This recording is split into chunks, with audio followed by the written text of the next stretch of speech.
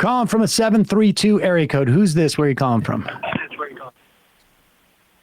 Is this me? Yes, it's you. Who's this? Where are you calling from?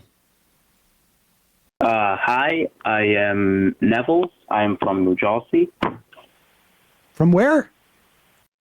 New Jersey. New Jersey. I'm not familiar with it, but okay. I have an accent. New Jersey, NJ. Oh, okay. New Jersey. All right. Where in New Jersey? Do you know, like, I'm all near the central side, so you wouldn't know the area. It's like Monroe. Oh, Monroe? Yeah, sure. Oh, okay. First, I want to preface, I greatly respect you guys, especially you, Sam and Emma. I love what you guys do, and your reporting on, like, everything is, like, perfect, so I just want to say keep up the good work. Thank you. I had a question pertaining your reporting on Israel. So usually I'm fine with a lot of things you say, but I do have a slight disagreement on this issue. Well, sure. You can talk about whatever you want, but just respectfully, I just want to pick your brain on, like, how do you justify your characterization of the war as genocide?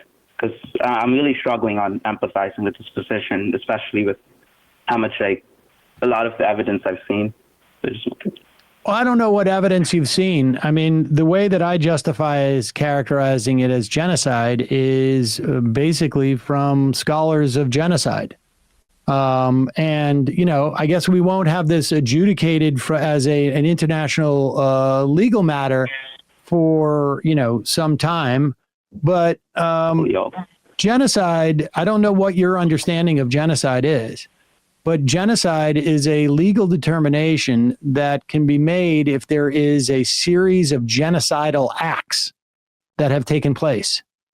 And, you know, we just know, I mean, just in this past week, we have seen that the two agencies most tasked with assessing these in the U.S. government had determined that Israel was essentially withholding international aid. We know that they've also used starvation as a weapon in this conflict. Those in themselves are genocidal acts, which constitute, which in my mind justify the use of the term genocide. When you kill, we have right now 30 medical professionals? 99 American doctors have sent a letter to the Biden administration, and they have basically determined that at minimum, 118,000 Palestinians have died in Gaza, over 5% of the population there. And to add to what Sam is saying about the legal definition of genocide, in my view, there's very little ambiguity that Israel has met at least one of the 5 planks that would constitute genocidal acts under the legal term genocide. Killing members of the group, you already have that. To causing serious bodily or mental harm to members of the group. 3, deliberately inflicting on the group conditions of life calculated to bring about its physical destruction in whole or in part. 66% of the buildings in Gaza are destroyed. They've been cutting off water. There's no medical supplies. They've been cutting food. As Sam mentioned, it's now been established by U.S. organizations that they've been blocking food and medical aid. So that they've met all 3, which are all 3 genocidal actions. And then 4, imposing measures intended to prevent births within the group.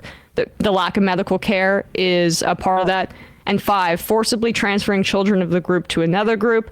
You could argue, okay, maybe Israel hasn't met that, although we do know that Israel has detained without any recourse many children under the age of 18 that are Palestinian. I understand they fit those 5 categories, and that is a part of the genocide conventions, from my understanding. But, like, to me, the important part of genocide, which is the most difficult part to prove, is that highly special intent, which is called dolus specialis. So that's, like, within the genocide conventions. To establish that intent would require, like, some form of evidence that they're intending to deliberately target civilians within each attack. Well, wait a second. You now listen. There's never, I mean, the idea that they that they're going to sort of, like, you know, produce a statement that says we're going to deliberately do this, but we have heard over and over again the demonization. We have top Israeli officials saying that, the president of the country. Now, I know that it's not as operational as the prime minister. I get that. But they're saying there's no non-Hamas Palestinians. They're saying, it's so easy to go online and find an Israeli official or Israelis themselves or soldiers saying there's no innocence there. The idea that there's no evidence of intent to do harm on civilians. Honestly, there are hundreds of footnotes in that South Africa brief. I'm just going to describe a few of them. At the outset of the genocide, Yoav Gallant, the defense minister, called Palestinians, quote, human animals in his proclamation of a, quote, total siege. That's on October 9th. Netanyahu described Gaza as, quote, the city of evil. He talked about fighting against barbarians. He framed Israel's attack as a fight against, quote, monsters. This is not a battle not only of Israel. This is a battle not only of Israel against these barbarians. It is a battle of civilization against barbarism, he said. Now, if you want us to produce a document where Israel says we are going to commit genocide, then under that definition that you're describing, no genocide in the history of the world would be able to meet your definition. Because when people are committing genocide, they don't write on a piece of paper, I am committing genocide. So I agree with you that the Israeli leaders, especially when you look at Ben Gvir or what's the guy's name, Smotrich, whatever, they have borderline genocidal statements. But I feel like when we're analyzing this type of stuff, we look at an analysis of the military policy rather than just inflammatory statements. Well, we know. Okay, how about 2,000-pound bombs? There's no a military doctrine coming from this country would be, aside from the fact that we're selling them to Israel, you don't drop 2,000-pound bombs in such densely populated areas. You certainly don't need a 2,000-pound bomb for tents on a beach, right? Listen, here's the thing. I think if you can target it. We have a system that's going to be adjudicating this, right?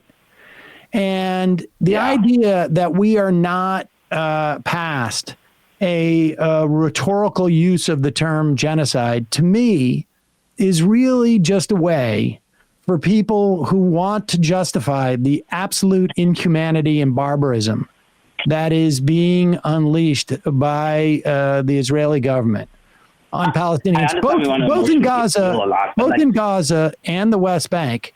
To me, it's a distraction. Okay. So on the 2,000-pound bomb point, just because it's a massive weapon doesn't just necessarily mean it's genocidal. You can target those bombs. No, you're asking. I mentioned that because you're asking for some type of intent that shows that they're intending to do harm on civilians. I'm sorry, this is just absurd. The standard in which you're talking about is just absurd.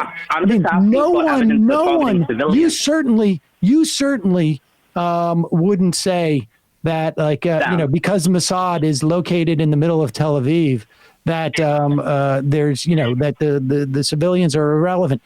This type of parsing is absurd. It's absurd. Civilians are part of proportionality calculations. Just because it's a 2,000-pound. Excuse me, we're in Khmer Rouge territory now.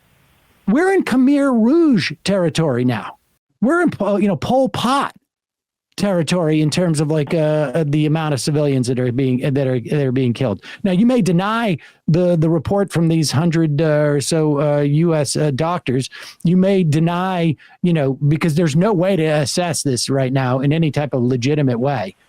But we're in territory of some of the greatest monsters in the history of the world.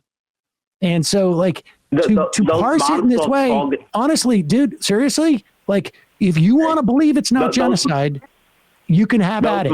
We have this is being adjudicated by the international court, and that's where it's going to end up. But the idea that the issue is that it's a problem when people refer to what's going on there as a genocide, without the force of legal, like I don't have the force of legality to it. The parsing that's going on here, you got to look at yourself and say, like, why do I have to get this? Why am I splitting hairs so surgically to try and claim that this isn't genocide? Okay, let me put it this way. What if it's not genocide? What about it? What if it's not genocide? Yeah. You have such an issue with the term genocide. What if it's not genocide? Then what? And I don't know what you expect me to say. It's a good thing. I'm asking you. You characterize it. It's not genocide. What is it? They just killed 5.4% of the population, and it's not genocide. Call that? What would that be? Is that just war? It's the average battle in an urban area where Hamas is human shielding, using civilian clothes, using civilian vehicles. Excuse me. Why does Israel put their Mossad headquarters in Tel Aviv? Are they shielding? Is that human shields? Human shields, right? Human shields? Area, that's a street so away. It's okay for Iran to bomb the hell out of Tel Aviv because we know for a fact that Mossad is headquarters there. Correct? Is that what you're saying? The IHL is very specific about these things. You do proportionality calculations, distinction calculations, and you do this is the point. This is the point. This is why I think the whole genocide thing is such bullshit. Because as soon as I tell you, let's put that aside, this is what we get. It's bloodthirsty. It's barbaric. It is inhumane. It is a war crime. It is a contravention to all human rights. It is disproportionate.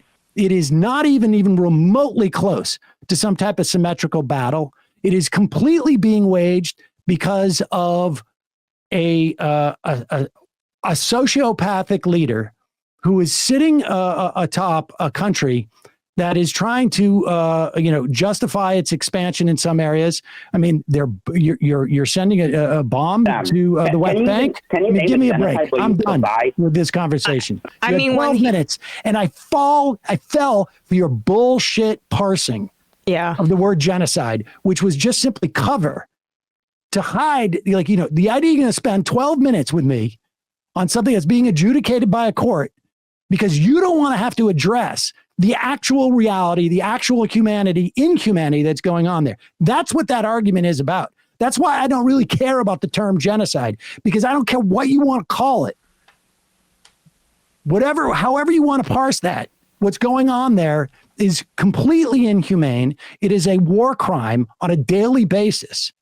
Well, and he doesn't, the problem is like we laid out the planks and of what constitute genocidal acts. We laid out the intent.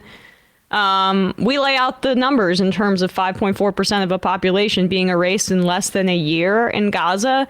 There is no world in which that is not genocide. I like using the term because I think it democratizes it and it makes people understand what state extermination really does look like and what we are complicit in. But when you scratch the surface, as you're saying, he says, oh, this is warfare in urban areas.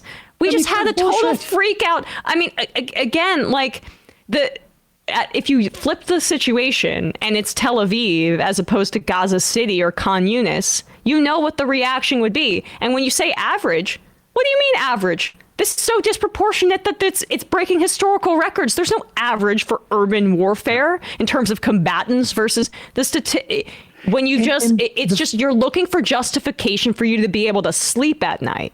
And I'm not going to give that to you. The idea that people need to bring up like Hiroshima or Dresden is extremely telling, because the idea that Hamas equals the Axis military machine in World War II is just absurd. This is, this is like these are the things that they have to cite. When you have to cite Dresden to justify like this conflict, you know you've got a problem. Folks, that's the look, we take calls randomly.